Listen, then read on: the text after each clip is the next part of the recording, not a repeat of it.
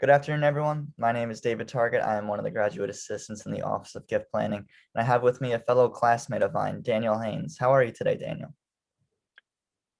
I'm good. I'm good. Good to be here. Thanks for having me. Thanks for Thank you. having me. Thank you for being here. So Daniel is a classmate of mine. We actually met when we joined the President's Society together. So I know Daniel. Can you just give us a little introduction, let our McAllen and Laughlin Society members know who you are and where you're from? Okay. My name is Daniel Haynes. I'm 25. I'm from the small country of Georgetown. Well, the small country of Guyana, but I'm from Georgetown, Guyana, which is in South America. Came to St. John's in 2017, January of 2017. Went on from St. John's, became a RA, worked for international admissions, worked for DNY, as you said, was in the President's Society with you. What else? Did some other pretty cool, won an intramural soccer championship, did some other cool stuff. So yeah, but You got to yeah, bring out the sports. So what did you so you grew up in Georgetown, Guyana. When did you come yeah. to the US? All right, so I came to the US for the first time in 2017. January 23rd, 2017 was the actual day that I landed in the US. Yeah. I had applied to St. John's before and I had gotten denied.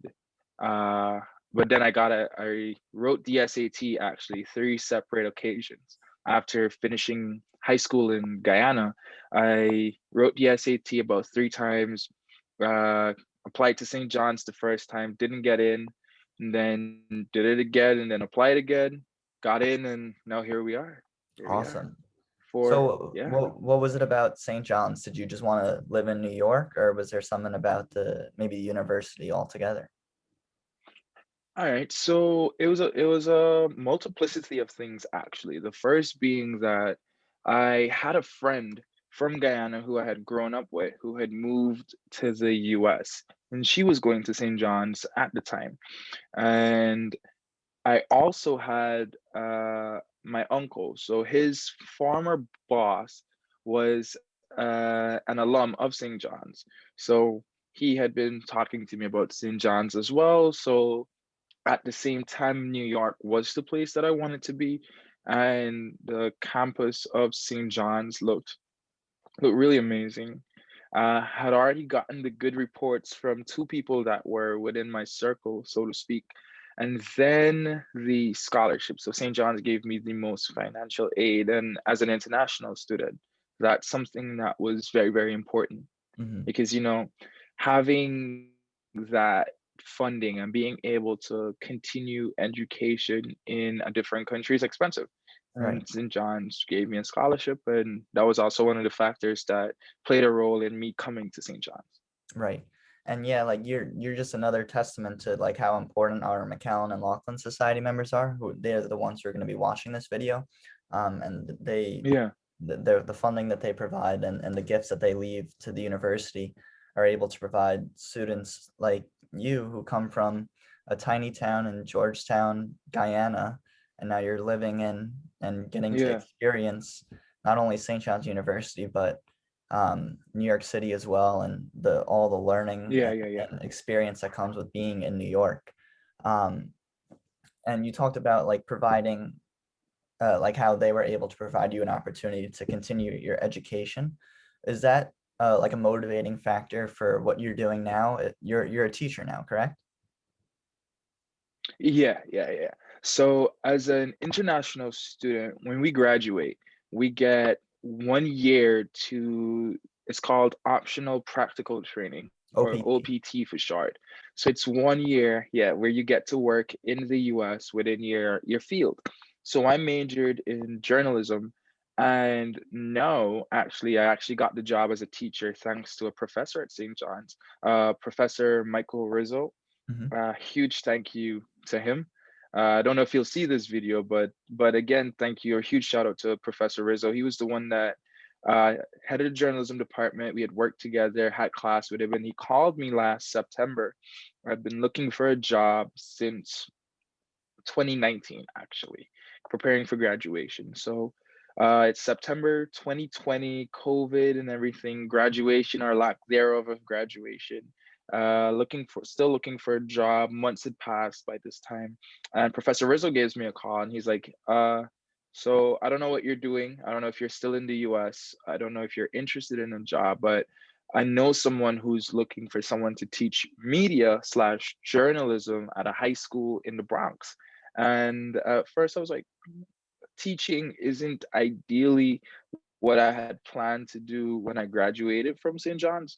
I was thinking, again, as a journalist, getting into more writing, New York Times, Mhm. Washington Post, those kinds of stuff. And now teaching, it was just an opportunity, one, to stay in the US, being quite honest with you, but it's blossomed into something that has been so frustrating yet rewarding when I see kids get the concepts that I'm teaching, especially with like journalism and media.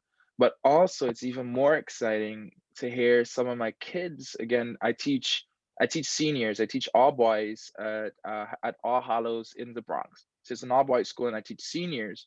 And now a lot of kids have been like, "Yo, Mr. Haynes, I applied to St. John's. I know you went there. I just got in. I got my acceptance." I'm like, "That's amazing." So like those different moments, the transition between being able to connect with kids and talk to them, and I feel like the roles that I've been in at St. John's have allowed me to also connect those experiences, because as an RA, mediation, conflict mediation, listening to people, being able to work within those environments has played a huge part in talking to kids who are like myself, underprivileged, disenfranchised, uh, maybe not from Guyana, but still going through some of the things that I went through, and being able to translate life into simpler terms for them, as well as just journalism. And I I owe a lot of that to the teachers I've had in my life, but I've also had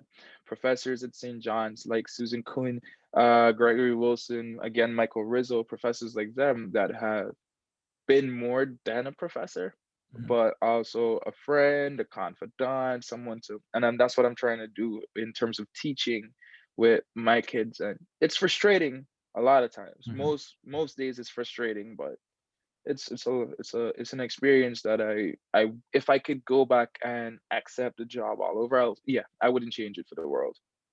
Well, that makes me really happy to hear that, to hear you, uh, you're making a difference in kids' lives today. And I think one thing the pandemic has taught us, or at least maybe showed us, is that how hard teachers work, whether it be you or any Yeah, teacher who's dealing with this environment, and how important teachers are for the next generation of people living in society, not just going to yeah, college, but they're the ones who are building the foundation for these kids like me and you to eventually become a working part of a functioning society. Um, and most so, definitely. yeah, so and you talked about how you got your um, journalism degree from St. John's, and you're teaching journalism now. Um, can you talk a little bit about the you got some experience with journalism back around, was it March, April, and May, when I believe you were doing like testimonials almost for can Oh, you talk a okay. little bit through that? So yeah, no problem. So coming to St. John's, I had already been working in journalism back in Guyana. So I'd worked for the state newspaper for a little, I want to say, if I'm to average it, about four, let's say 15 or 16 months. So just under a year and a half, I'd been working in Guyana. So then when I came to St. John's, I'd already known that journalism was going to be my major. Didn't have any issues. But fast forward to the point that you're talking about, which is it was May of 2020, so May last year. I graduated. I was in Henley actually. So Mhm. I had been in Henley for since the pandemic started, basically. So when everyone got sent home, me and a few other international people like myself, we were placed in Henley. But while in Henley looking for jobs, thinking about the possibilities of what I could do, having just graduated as well. A lot of there weren't a lot of opportunities. Let me say Mhm. that.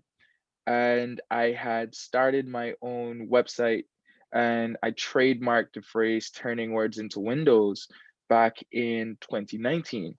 So in 2020, when the protests started, the Black Lives Matter protests resurged because of the death of, well, not death, the murder of George Floyd. And then stories like Ahmaud Arbery and of course Breonna Taylor, all those stories are still going around. And there was a lot of, well, one, as a black man, there was a lot of anger, there was a lot of frustration. As an international student came the part where I couldn't take part in protests, because if I went out to protest and something happened, let's say I got arrested, I would be sent back to Guyana.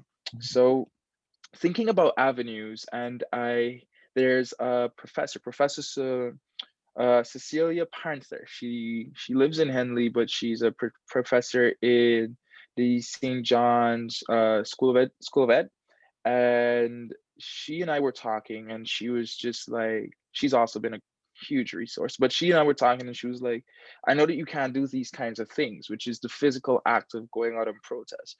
But what about writing? What about using what you have at your disposal, whether it's blogging or whatever, to tell this story or to contribute, to use a word." So I started collecting interviews from people that I knew at first. I would ask them what were their thoughts on everything that was going on, the protests, their interactions with police brutality, with systemic oppression, all that stuff. And it grew from the network that I had at St. John's, which was interviewing St. John's kids, to now having people from around the world, from back home in Guyana. I remember this female basketball player from France sent in a submission. And it wasn't really more submissions, but it was more, I had a list of questions that I gave them. So I approached them first, and then some people started to submit, like they just hit me up on Instagram, like, "Hey, I noticed that you were doing this." So what I did, I started to post those stories. So I post about 5 stories every day at 5 p.m. This is the experiences. And when that came to an end, I posted for 2 weeks. And then after doing a post every day for 2 weeks, I then I then translated it into something that was larger. You were a part of that as well. Mhm. So I then turned those Instagram posts, just people's words against a black background and white writing. I then turned it into a project, which became my first magazine that I wrote, edited, published all on my own. And it's called Project Us, a collection of our stories, thoughts, and dreams. And it chronicles experiences with racism. There's stories of allyship, so non-Black people, non-persons of color, talking about their own experiences and how they can contribute to effective change, what it looks like, excuse me, and having stories that were titled by section. And yeah, it was a comprehensive work, and I was selling it for $5, one as a means to support myself last year during everything that was going on, Mhm. but part of the proceeds I donated to the bailout project, uh in order to continue the work that they're doing in supporting people of color. So yeah. Well, that is beyond amazing. I would love to share maybe some of your work. I will definitely link it in the YouTube video this will be made into, as well as in our e-newsletter for any McAllens and Laughlins who would like to take a look at your work. But I think like you're really like, for one, this is amazing. Like you're really using, like you said, you're using whatever was available to you to Yeah. make a difference. Um, and like just to tie it all back to St. John's, like I feel like this is the ultimate mission of the university. They always talk about this ascension mission and making a difference in the world. And in a time where we're in the middle of a pandemic, you're here as an international student on a student visa that's expiring. You still found Yeah. the means to make a difference about something that is extremely important. So I think that Yeah. it serves an inspiration to me, and I'm sure it'll serve as an inspiration to Thank you. those who to view this. So, but I just wanted to say thank you again for joining us today. This was a great Oh, most conversation, definitely. and I definitely would love Good to to, see you. It's been a long time. of course. So thank you again. All right, no problem.